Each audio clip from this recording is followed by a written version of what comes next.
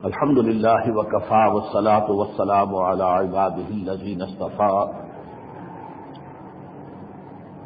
خصوصا على أفضلهم وخاتم النبيين محمد الأمين وعلى آله وصحبه أجمعين. أما بعد فقد قال الله تبارك وتعالى كما ورد في سورة الحج: أعوذ بالله من الشيطان الرجيم بسم الله الرحمن الرحيم. ولكل أمة جعلنا منسكا ليذكروا اسم الله على ما رزقهم من بهيمة الأنعام فإلهكم إله واحد فله أسلموا وبشر المخبتين الذين إذا ذكر الله وجلت قلوبهم والصابرين على ما أصابهم والمقيم الصلاة ومما رزقناهم ينفقون.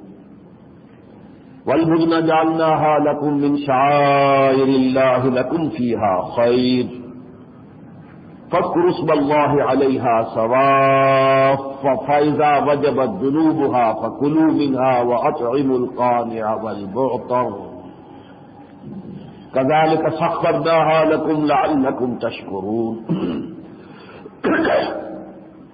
لن ينال الله لحومها ولا دماؤها ولكن يناله التقوى منكم كذلك سخرها لكم لتكبروا الله على ما هداكم وبشر المحسنين. إن الله يدافع عن الذين آمنوا إن الله لا يحب كل خوان كفور. أذن للذين يقاتلون بأنهم ظلموا وإن الله على نصرهم لقدير. الذين أخرجوا من ديارهم بغير حق إلا أن يقولوا ربنا الله ولولا دفع الله الناس بعضهم ببعض لهدمت صوامع وبيع وصلوات ومساجد يذكر فيها اسم الله كثيرا وَلَيَنْصُرَنَّ اللَّهُ مَنْ يَنْصُرُهُ إِنَّ اللَّهَ لَقَوِيٌّ عَزِيزٌ. الَّذِينَ إِن مَّكَّنَّاهُمْ فِي الْأَرْضِ أَقَامُوا الصَّلَاةَ وَآتَوُا الزَّكَاةَ وَأَمَرُوا بِالْمَعْرُوفِ وَنَهَوْا عَنِ الْمُنكَرِ وَلِلَّهِ عَاقِبَةُ الْأُمُورِ. صدق الله العظيم. رب اشرح لي صدري ويسر لي امري واحلل عقدة من لساني يفقهوا قولي. اللهم ربنا الهمنا رشدنا واعذنا من شرور انفسنا. اللهم ارنا الحق حقا وارزقنا اتباعه وارنا الباطل باطلا وارزقنا اجتنابه. اللهم وفقنا لما تحب وترضى وتقبل منا فانك خير المتقبلين. آمین یا رب العالمین. حضرات، آج ہم نے عید الاضحیٰ منائی ہے. دو گانا عید الاضحیٰ بھی ادا کیا. پھر یہ کہ جس کو بھی اللہ نے وسعت دی ہے اس نے اللہ کی راہ میں قربانی پیش کی ہے.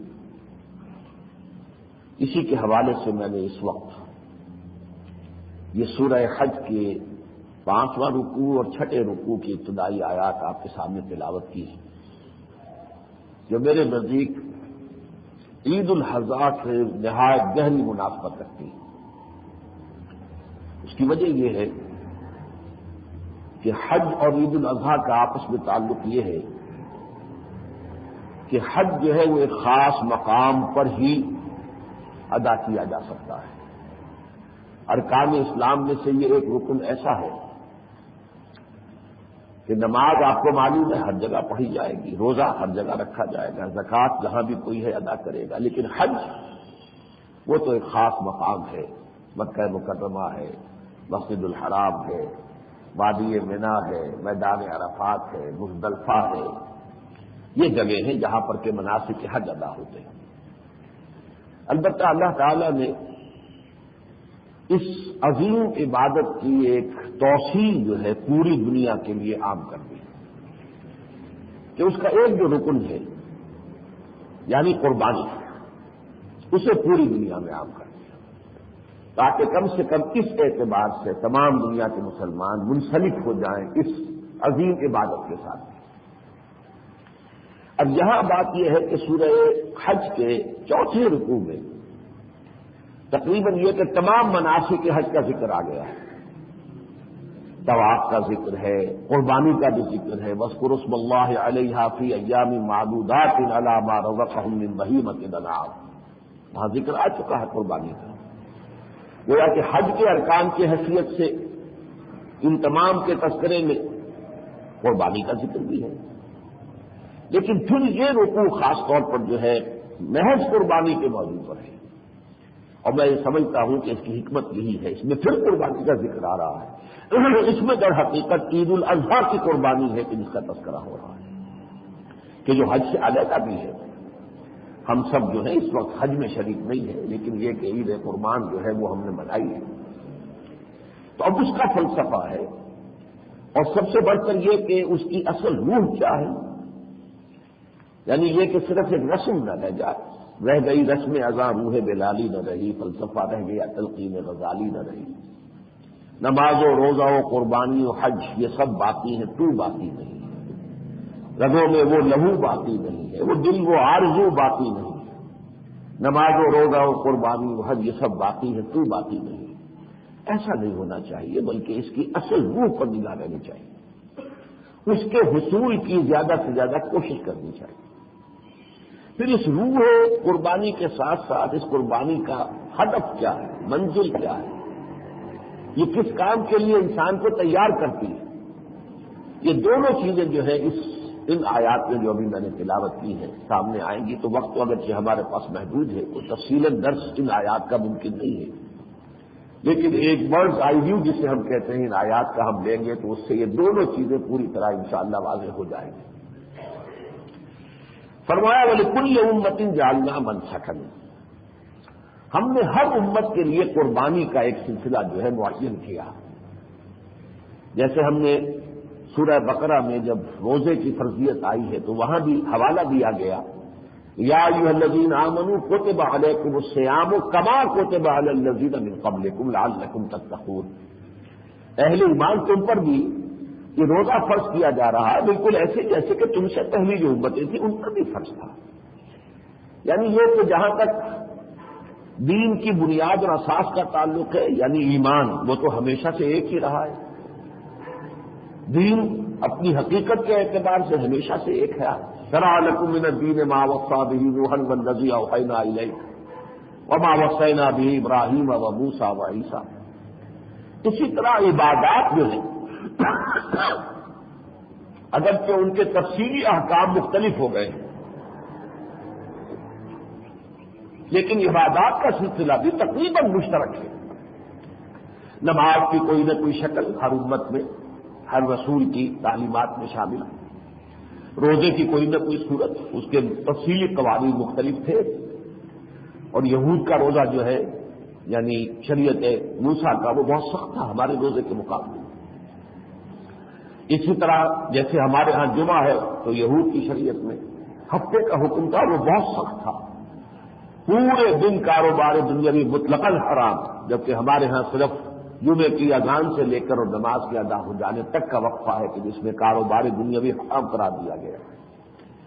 اسی طرح فرمایا کہ یہ قربانی کا معاملہ بھی ایسا نہیں ہے کہ تمہیں پہ لکھا گیا ہو اور تمہیں پر فرض کیا جا رہا ہو، وَلِكُلِّ أُمَّةٍ جَعَلْنَا مَنْسَكًا، ہم نے ہر امت کے لیے اور ہر رسول کی لائی ہوئی شریعت میں قربانی کی کوئی نہ کوئی شکل رکھی ہے۔ بلکہ یہ میں آپ سے عرض کر دوں کہ جو سابق شریعت تھی، یعنی حضور کی شریعت سے پہلے یہ شریعت موسوی تھی، شریعت موسوی میں نماز سے بھی زیادہ زور قربانی پر تھا۔ یہی وجہ ہے کہ ان کی جو عبادت گاہ ہے اس کا نام ہی قربان گاہ ہے، گویا کہ قربانی جو ہے ان کے ہاں نماز سے بھی بڑھ کر تھی۔ ہمارے ہاں یہ قربانی جو ہے بہت کم کر دی گئی ہے، اس کا جو معاملہ ہے اتنا نہیں رہا ہے جتنا کہ سابق شریعت میں تھا، لیکن یہ کہ اصولی اعتبار سے یہ تمام عبادات جو ہے وہ ہر رسول کی شریعت میں شامل گئی ہیں۔ وَلِكُلِّ أُمَّةٍ جَعَلْنَا مَنْسَكًا لِيَذْكُرُوا اسْمَ اللَّهِ عَلَىٰ مَا رَزَقَهُم مِّن بَهِيمَةِ الْأَنْعَامِ، تاکہ وہ لوگ اللہ کا نام لیا کریں چھریاں چلاتے ہوئے ان جانوروں پر، ان چوپایوں پر کہ جو اللہ نے انہیں عطا فرمائے۔ یہ بھیڑیں ہیں، بکریاں ہیں، بکرے ہیں، گائے ہے، بیل ہے، اونٹ ہے، یہ سب اللہ کیا عطا کرتا ہے. ثمانیۃ ازواج سورہ انعام میں فرمایا گیا. تو ان پر اللہ کا نام لے کر چھری چلائیں، اللہ کے نام پر انہیں قربان کریں، اللہ کے نام پر جو ہے وہ خون بہائیں. چنانچہ حضور کی ایک حدیث بھی ہے کہ آج کے دن عید الاضحیٰ کے بارے میں فرمایا کہ اللہ تعالیٰ کو سب سے زیادہ محبوب جو فعل ہے وہ احراق الدم، خون بہانا. یہ گویا کہ آج کے دن میں باقی تمام عبادتوں سے بڑھ کر فضیلت جو وہ اس عبادت کی ہے، احراق الدم، خون کا بہانا.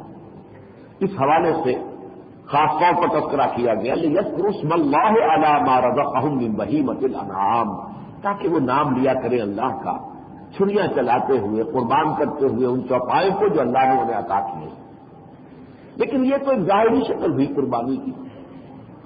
آپ یہ کہہ سکتے ہیں ہم نے بکرا قربان کیا، ہو سکتا ہے آپ نے 2000 3000 4000 کر لیا ہو، ٹھیک ہے، اتنے روپے کی قربانی ہو گئی. اصل شے کیا ہے، روح کیا ہے، اصل مقصود کیا ہے؟ فرمایا فَإِلَٰهُكُمْ إِلَٰهٌ وَاحِدٌ فَلَهُ أَسْلِمُوا. بس تمہارا معبود، تمہارا الہ، تمہارا مالک، تمہارا حاکم ایک ہی الہ ہے، بس اسی کی اطاعت کرو. یہ ہے اصل روح. مگر نہ صرف خون بہا دینے سے تو کچھ حاصل نہیں ہو. یہ تو اصل میں اپنے جذبات کی قربانی دینی ہے، اپنی خواہشات کی قربانی دینی ہے، اپنی امنگوں کی قربانی دینی ہے اللہ کے راستے میں. جیسا کہ آج میں اپنے خطاب جمعہ میں کہہ کر آیا کہ یہ کیا ہے. حضور سے پوچھا گیا ما هذه اواہی یا رسول اللہ، اللہ کے رسول یہ کیا ہے قربانیاں جو ہم دیتے ہیں، یہ کیا ہے، کس لیے؟ فرمایا سنت ابیکم ابراہیم، یہ تمہارے جد اجداد ابراہیم کا طریقہ ہے. تو ابراہیم کیسے کیسے عظیم امتحانات میں سے کامیاب ہوئے تھے. ان کے عقل و شعور کا امتحان تھا کہ شرک کے گھٹا ٹوپ اندھیرے کے ماحول میں وہ پیدا ہوئے، لیکن توحید خالص تک پہنچ گئے اپنی عقل سلیم اور فطرت سلیمہ کی رہنمائی میں. پھر ماحول سے ان کا ٹکراؤ ہوا ہے، جب انہوں نے بت توڑ دیے، چورا چورا کر دیے بت خانے میں گھس کر. تو اب آپ اندازہ کیجئے متھرا میں یا بنارس میں، ہندوستان میں اگر ایسا حادثہ ہو جائے تو کیسی قیامت جو ہے واقع ہو جائے گی. وہ ہوئی ہے، پورا ہجوم آیا ہے حضرت ابراہیم کے اوپر. انہوں نے خود ڈٹ کر کہا کہ کیا یہ تم نے بنا رکھی ہے مورتیاں، یہ نہ سنتی ہیں نہ بولتی ہیں نہ تمہاری باتوں کا جواب دیتی ہیں، کیوں پوچھتے ہو؟ اور ان لوگوں کو سوائے اس کے گردن جھکائے اور ان کو جواب ان کے پاس نہیں. باپ نے گھر سے نکال دیا، ٹھیک ہے جا رہا ہوں، سلام علیک ساستغفر لک ربی انہ کان بی حفیہ. بادشاہ کے ہاں طلبی ہو گئی.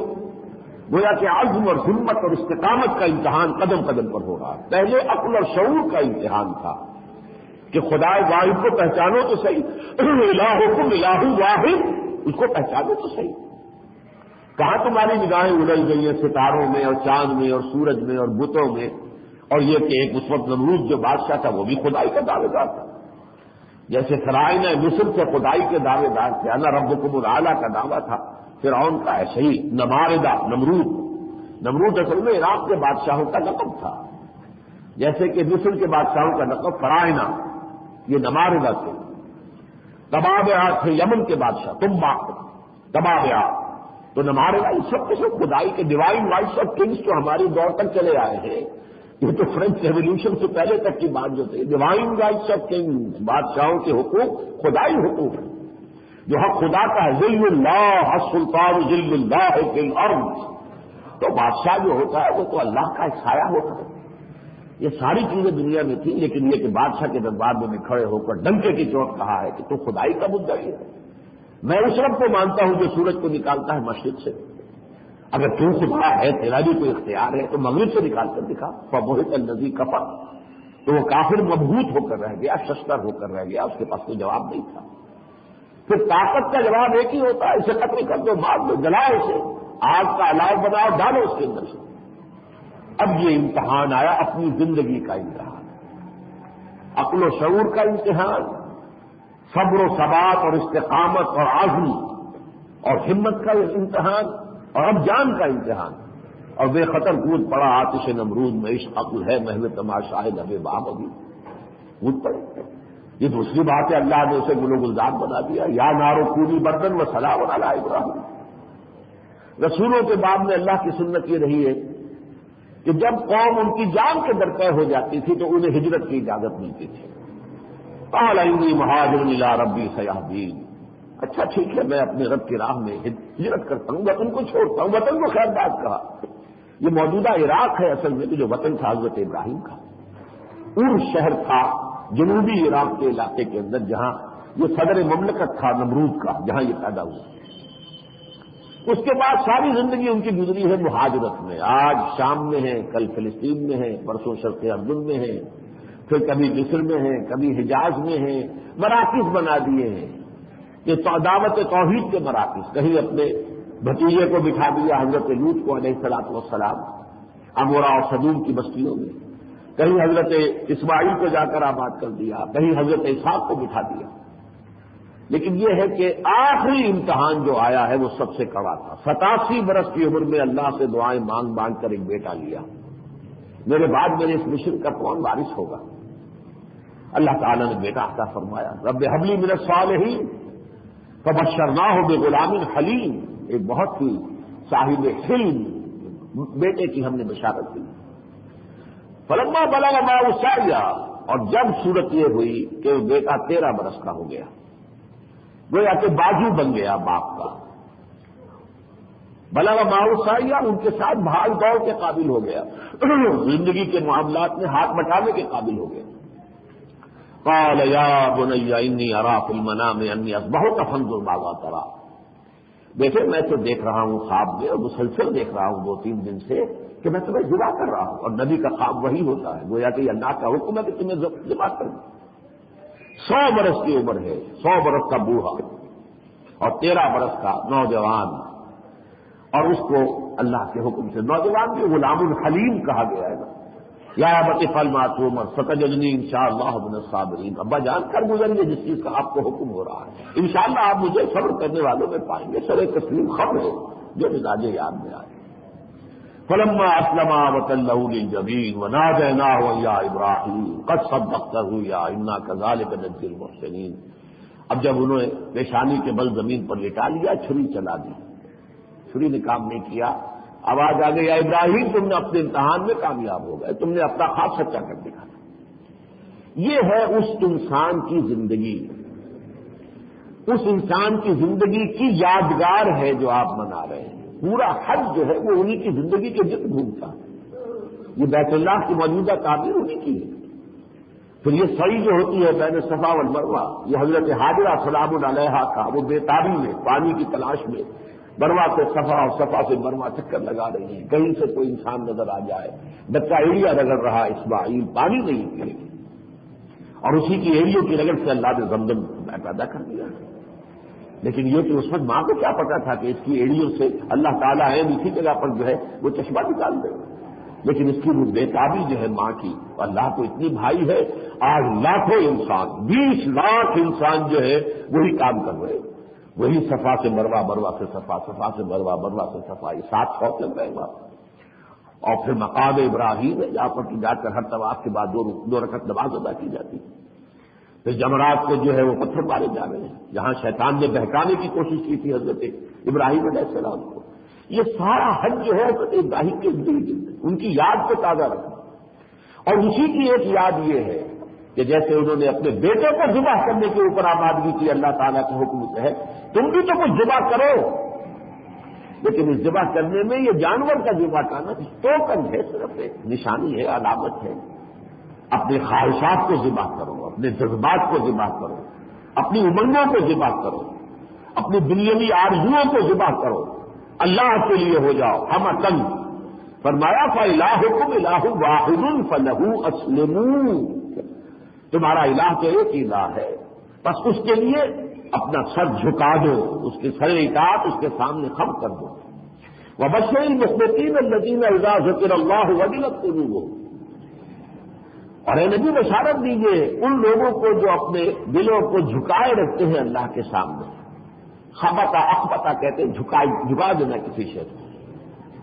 تو اپنے آپ کو جو جھکائے رکھتے ہیں اللہ کے سامنے، الذین اذا ذکر اللہ وجلت قلوبہم، وہ کہ جب اللہ کا ذکر ہوتا ہے تو ان کے دل لرز اٹھتے ہیں، کانپ اٹھتے ہیں اللہ کی یاد سے، اللہ کے خوف سے. والصابرین علی ما اصابهم، اور صبر کرنے والے ان تمام چیزوں پر، ان مصیبتوں پر، آزمائشوں پر، تکالیف پر، ابتلاؤں پر جو بھی ان پر آئے، والمقیم الصلاۃ، اور نماز کے قائم کرنے والے، ومما رزقناہم ينفقون، اور جو کچھ ہم نے انہیں دیا اس میں سے خرچ کرنے والے۔ گویا کہ پوری ایک بندہ مومن کی زندگی، اس کی جو اصل روح ہے وہ یہ ہے، اللہ کے سامنے ٹوٹل سرنڈر، اللہ کے سامنے اپنے آپ کو بچھا دینا، اپنی مرضی اس کی مرضی میں گم، اپنی خواہشات اس کی شریعت کے آگے ہیچ۔ جب تک یہ نہیں ہوتا، یہاں تک کہ تن من دھن، ان صلاتی و نسکی و محیایا و مماتی للہ رب العالمین، انسان جو ہے وہ گویا کہ پورا کا پورا اپنی زندگی کا مقصد یہ نہ بنا لے کہ میرا جینا اور مرنا اللہ کے لیے، ان صلاتی، یقیناً میری نماز، وہ نسکی، اور میری یہ قربانی، لیکن صرف نماز اور قربانی نہیں، وہ محیایا و مماتی، اور میری زندگی اور میری موت للہ رب العالمین، اللہ کے لیے ہے جو تمام جہانوں کا پروردگار ہے۔ اب اس کے بعد پھر ذکر آیا انہیں قربانیوں کا، والبدن جعلناها لکم من شعائر اللہ، اور دیکھو اب یہاں پر اصل میں تو لفظ بدن وہ کہتے ہیں جو قربانی کے اونٹ ہوتے ہیں۔ ظاہر بات ہے کہ عرب میں اونٹ سب سے قیمتی شے تھی، قیمتی متاع تھی، بھیڑ بکری کی کوئی زیادہ قدر و قیمت نہیں تھی، تو اس کو اللہ کی راہ میں قربان کرنا، یہ گویا کہ خاص طور پر اس کا ذکر ہو رہا ہے۔ آپ کے علم میں ہوگا کہ حضور نے حجۃ الوداع میں 100 اونٹ نحر کیے ہیں، جن میں سے 63 آپ نے اپنے دست مبارک سے نحر کیے۔ نحر کہتے ہیں، ذبح نہیں کہتے اس کو، ذبح کو آپ جانور کو گرا کر اس کی گردن پر چھری چلاتے تو یہ ذبح ہے، تو اونٹ کے ساتھ یہ معاملہ نہیں ہوتا، اونٹ کھڑا ہوتا ہے اور ایک برچھا جو ہے اس کے یہاں مارا جاتا ہے، یہ سینے کی ہڈی سے اوپر گردن کا جو یہ حصہ ہے اس میں برچھا مارتے ہیں، تو جو بڑی ویل ہے وہ جو بڑا جو اس کے اندر سمجھیے کہ شریان ہے، اس میں سے خون کا فوارہ چھوٹتا ہے۔ جب خون بہت سا گر جاتا ہے تو پھر اب وہ جو کمزوری ضعف ہوتا ہے اونٹ کو، تو وہ بیٹھتا ہے، بیٹھ کر ایک طرف کو لڑک کر اور اس کے ایک پہلو پر جا کے ٹک جاتا ہے، اسی کا تذکرہ بھی آ جائے گا۔ لیکن یہاں اس سے مراد صرف اونٹ نہیں ہے، بلکہ یہ کہ جو بھی جانور قربان تم نے کیا ہے اللہ کی راہ میں، کیونکہ اللہ کے نام پر ہے اور سنت ابراہیمی اور ملت ابراہیمی کے مطابق ہے، لہذا خود یہ بھی اپنی جگہ پر شاعر اللہ میں سے، شاعر کسے کہتے ہیں؟ شعور سے بنا، جس چیز سے کوئی شعور تازہ ہو جائے، جاگ جائے، اجاگر ہو جائے، روشن ہو جائے، وہ اس شے کے لیے، اس حقیقت کے لیے شاعر۔